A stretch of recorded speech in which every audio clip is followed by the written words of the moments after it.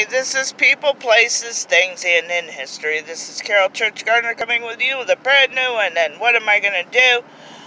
I've been seeing since the sickness come through the jingle dress dances. I want to talk about a little bit more about the powwows and what goes on.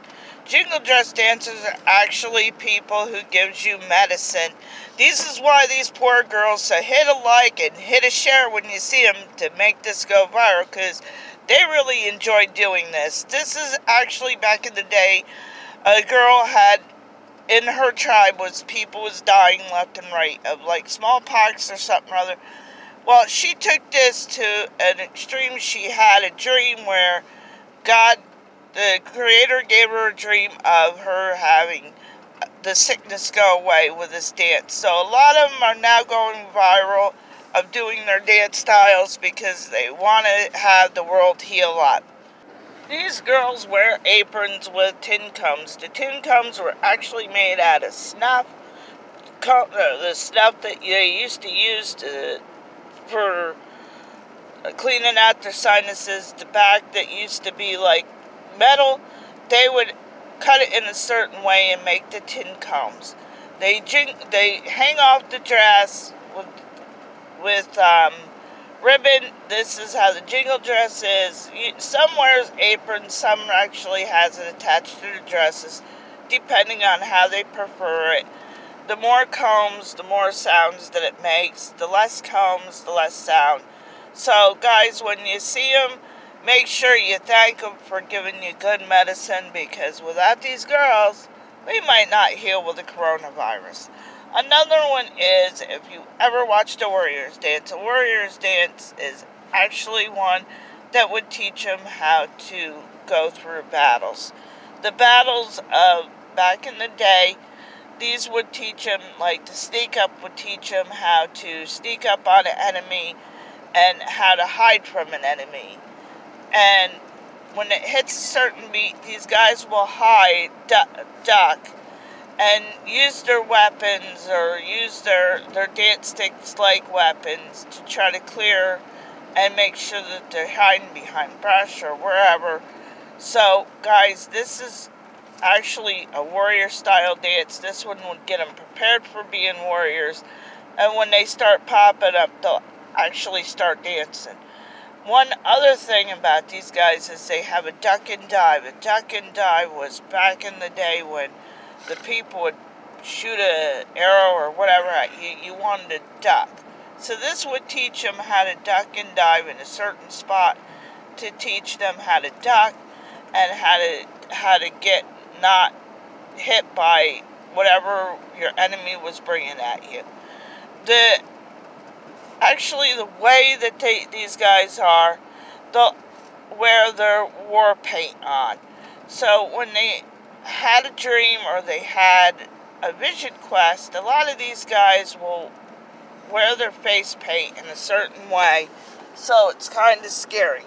Back then, combined with the horses, especially the Plains Indians, the Plains horses would be just as scary but it was symbols that made the horse either look, smell, or be fast as lightning, or not have the hail bullets come after them. This was different things, but the people took it as being scary, so therefore it ended up being psychological warfare. This actually made the people really scared, because combined with the horses, you can imagine the terror that they were thinking of seeing both with paint on them and not really knowing what it was. Alright, so these were tactics that they used. They still do the dances. Some still do when they do representative of, say, the little bighorn. They might actually dress up and have their horses dress up in these tactics. One other thing you want to know is when they went into battle, they were pretty cautious because they needed to be, because they were fighting for the whole family. And they weren't just fighting for themselves. They were fighting for women, children, their elderly mother and fathers, or their father-in-law and mother-in-law. This was what was important to them because it was family who brought them together. Another thing you might not know is the World War I and World War II, your commie pilots would put war paint on themselves to have psychological warfare on the actual people they were going against in World War I and World War II. So these were a couple of instances you could, really know. These might have been scary, but they're not as scary as what you would think. The third one is grass dancers. Grass dancers were back in the day actually people who stomped down the grass. It was very important to stomp down the grass so you could see what was there in case there was a hole or anything. They would stomp down like a whole almost acre to 2 acres. These guys were sent out before you would even think about staying there. So these were some of the things that these guys would do. They would actually go through and stomp down the whole grass and make sure the grass was nice and flat so nobody could trip. Another thing grass dancers will wear aprons, they'll wear yokes, and on top of that, most of the yokes and aprons they do wear has lots and lots of fringe. This is how you can actually tell that it's a grass dancer, because the way they go, the way they dance, it looks like a swaying of grass. Alright, another one you might not know is actually the smoke dances. Smoke dancing comes from the Iroquois Nation. That means it comes from the Mohawks, comes from the Lenape, it comes from different tribes up that way. Back in the day when they lived in longhouses, the longhouses would have smoke all over in there, and these guys had to jump up and they would clear out the smoke. It's still done today, but not very many still do that type of dance, but some will still consider it if they're full Mohawk or something. They'll still do that dance. It's, like I said, the Iroquois Nation dance, guys, and how you know is when they jump up a little bit. They'll go a little bit fast, but they'll jump up. But it's done with a certain drum, and when they say it's a smoke dance, you'll know that's what it is. The girls will wear a short skirt underneath a long dress. This is how you can know it's also a smoke dance. So the girls will wear like fluffy plumes in their hair in the back, and they'll wear it usually up like in a ponytail.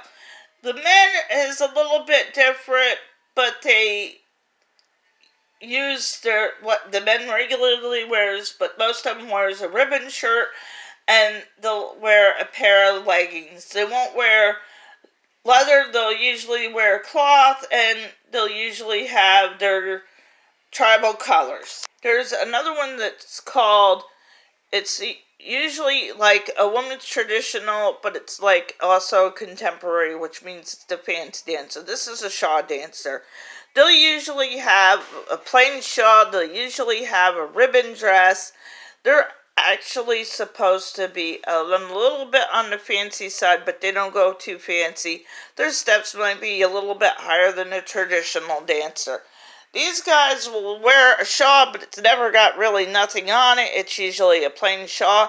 They'll wrap it around them when they're ready to do their fancy, or they can actually do the traditional. They'll swap off here and there to do whatever they need to do.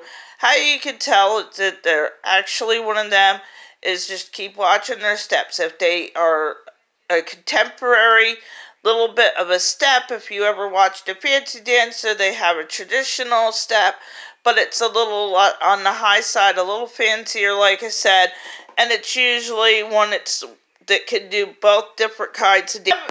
I haven't seen one in years and years, so these would be nice to see again, but not very many. They either do regular traditional anymore, since the swing of things is kind of, modern, or they go to plain fancy.